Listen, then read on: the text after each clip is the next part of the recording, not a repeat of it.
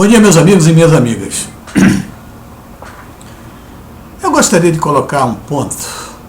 Se discute muito sobre a violência, sobre a corrupção no país, que atingiu um nível nunca antes alcançado e um dos maiores níveis de corrupção do mundo e violência também do mundo. Esse é o país que nós estamos recebendo o legado do governo petista, além do descalabro no setor da educação e da saúde. É um verdadeiro descalabro que está acontecendo. Todo dia o que aparece nos jornais em relação à educação, em relação à saúde, é de envergonhar qualquer brasileiro. Bom, hoje eu queria falar, porque está se discutindo atualmente muito a respeito da maioridade penal, se é 18 ou 16, e isso, evidentemente, tentando reduzir a violência que existe no Brasil. Eu acho que deve ser discutido assim. E do meu ponto de vista, eu acho que a maioridade tem que ser 16. Porque, evidentemente, as pessoas, e já dizia Josué de Castro, não foi Josué de Castro, foi Garcia Marques.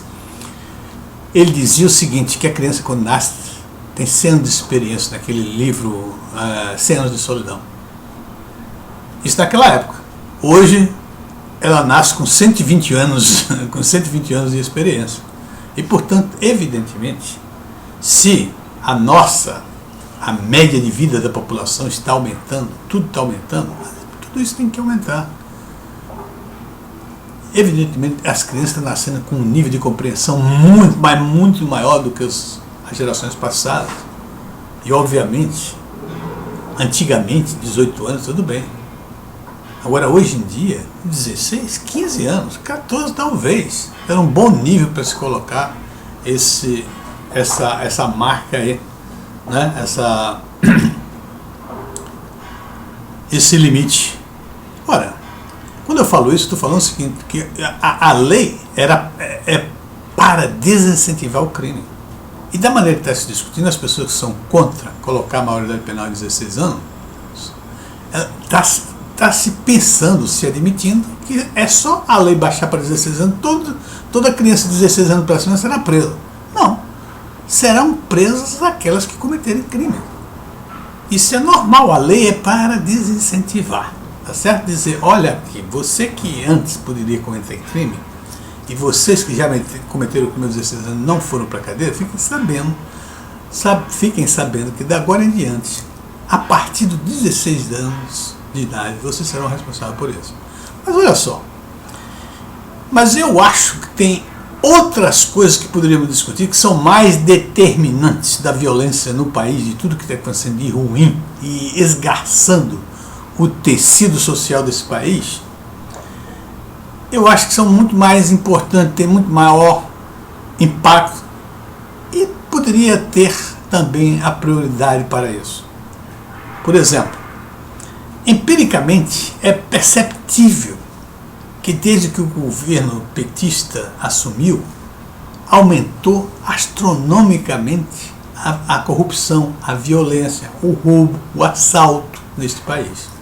Só me diz estatisticamente que você verá isso. E isso tem uma razão de ser.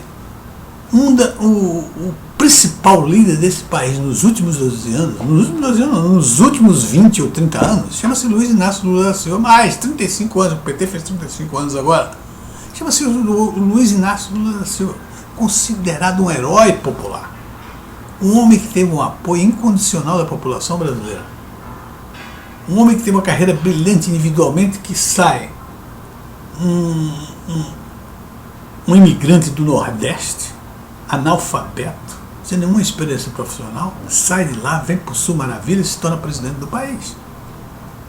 É um negócio extraordinário, fantástico. Agora, a consequência disso é um negócio fantástico. Porque esse homem que era o herói, esse homem que a esquerda intelectual dizia que era o único homem que poderia consertar o país, se transformou no maior corrupto, nos maiores bandidos do país. Está aí, todos os jornais, toda hora, em todas as confissões, delações premiadas, o nome do Lula aparece em primeiro lugar. E eu pessoalmente acho, que a violência do país... Aliás, o Lula dizia, quando ele fosse eleito, no dia que ele tomasse posse, a corrupção nesse país cairia 50%, porque ninguém teria coragem de propor uma corrupção no governo dele. Ele dizia isso, disse várias vezes. E eu digo, Lula, no dia que você pagar por isso, for preso, for punido pelo que você fez a esse país, diminuirá 50% ou mais da violência da corrupção no país, se isso acontecer, no dia que isso acontecer. Eu quero colocar para vocês aqui só alguns crimes do Lula, não é? E não há nenhuma condição desse país ser passado a limpo sem que Lula pague por esses crimes. Então vamos lá? Eu vou botar aqui. Isso eu botei 4, né? Olha só. A confissão do Duda Mendonça. Eu assisti no processo do Mensalão, que foi transmitido, o julgamento do Mensalão foi transmitido pela televisão. Eu assisti e vi.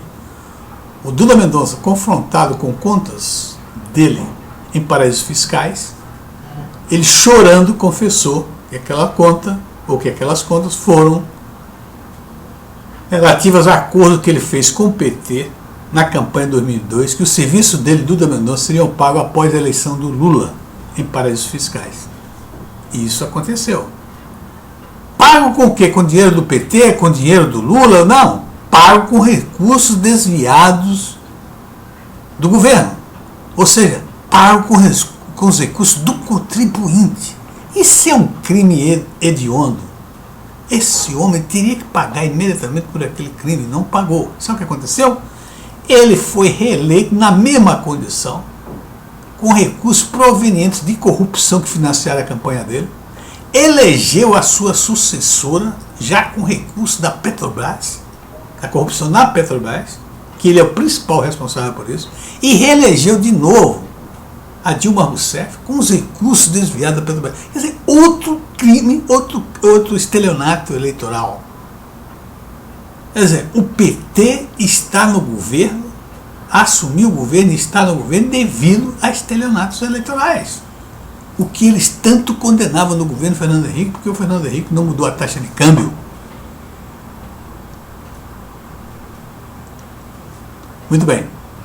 Segundo aqui, as afirmações do José Dirceu. José Dirceu, se vocês se lembram, no início do governo Lula, as pessoas ficavam sem saber quem estava mandando, se era José Dirceu ou se era o Lula. E com o julgamento do Mensalão começou, todo mundo começou a falar das compras de apoio. O José Dirceu começou a dizer que tudo que ele fazia no governo, ele conversava com Lula. E Lula concordava com o que ele estava fazendo. E o José Dirceu, ao final disso tudo, é condenado como chefe da quadrilha que desviou recursos públicos para comprar apoio do governo e manter o governo no poder. E ele foi condenado com base na teoria do conhecimento dos fatos. Ora, meus amigos, como é que o Lula, o homem que tinha no José Dirceu seu principal aliado, chegava a dizer que ele era o chefe, era o capitão da equipe, tinha todo o apoio do Lula e vice-versa? Como é que o Lula não foi nem convidado para depor? Isso é justiça? Esse crime tem que ser pago. José Dirceu pagou por ele uma parte, mas o maior responsável por isso chama-se Luiz Inácio Lula da Silva pelo programa do Mensalão, que foi o maior beneficiado. Vamos lá. O veto à decisão do Congresso.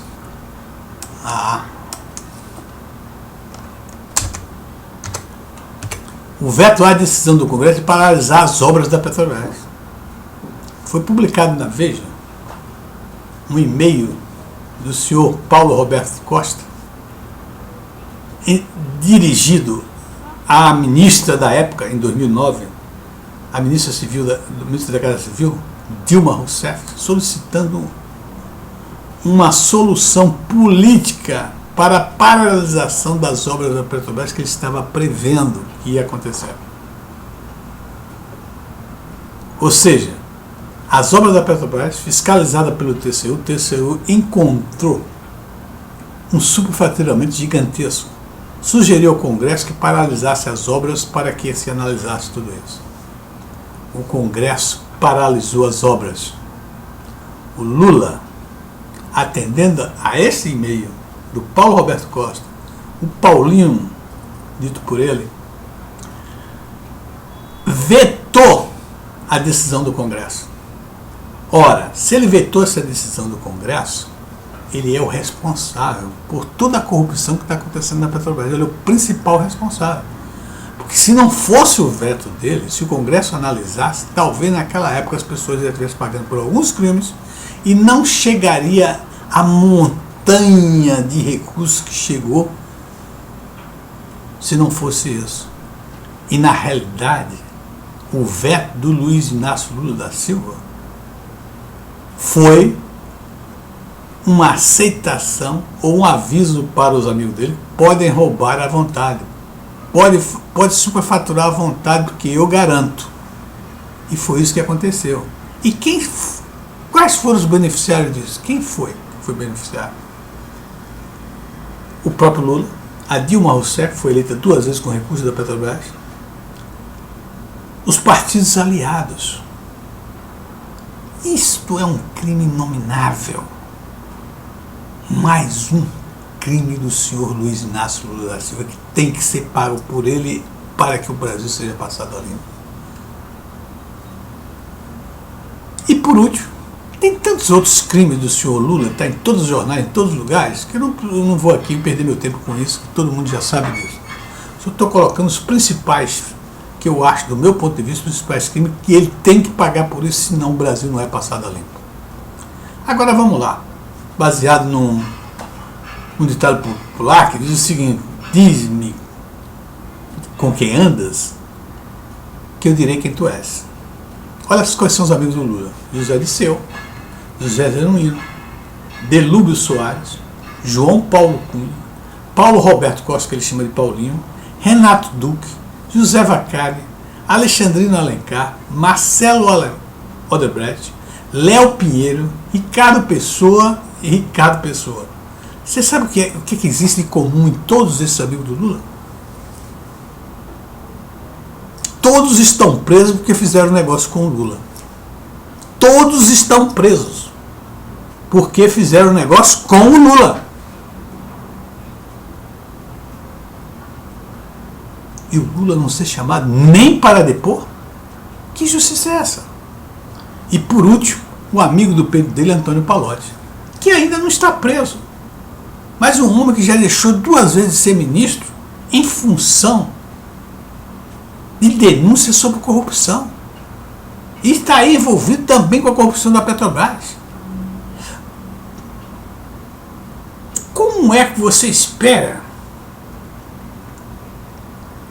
que o país possa reduzir a violência, reduzir a corrupção, o crime, se essas pessoas não forem devidamente punidas? E principalmente se o Lula escapar.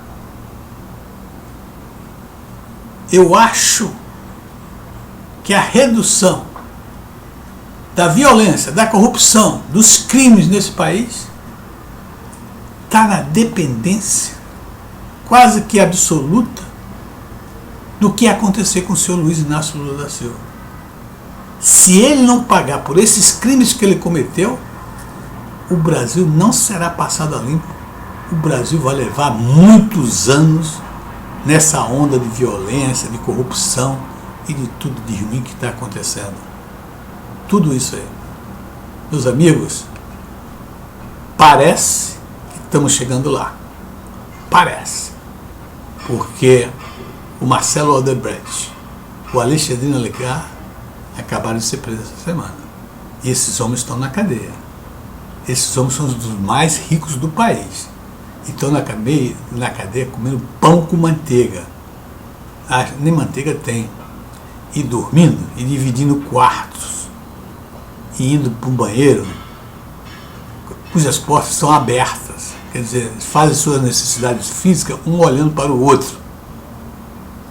Esses homens vão aguentar? Será que eles não vão aceitar uma delação premiada para escapulir da cadeia? Esses caras têm o exemplo do Marcos Valério.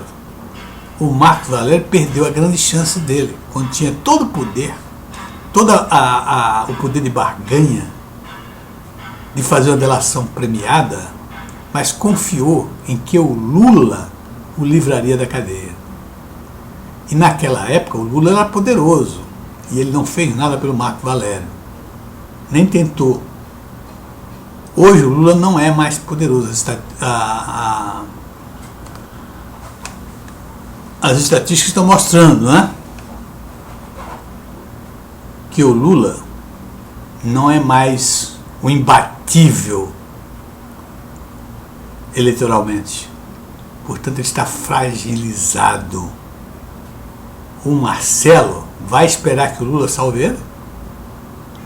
Vai esperar que daqui a pouco, passado o tempo, o seu poder de barganha em relação à delação premiada diminua ou não exista mais? E ele vai morfar na cadeia com o Marcos Valério? Veremos o que isso vai acontecer.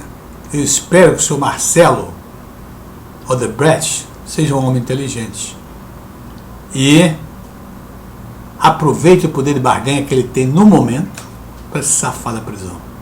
Um abraço. E até a próxima. Muito obrigado e até a próxima.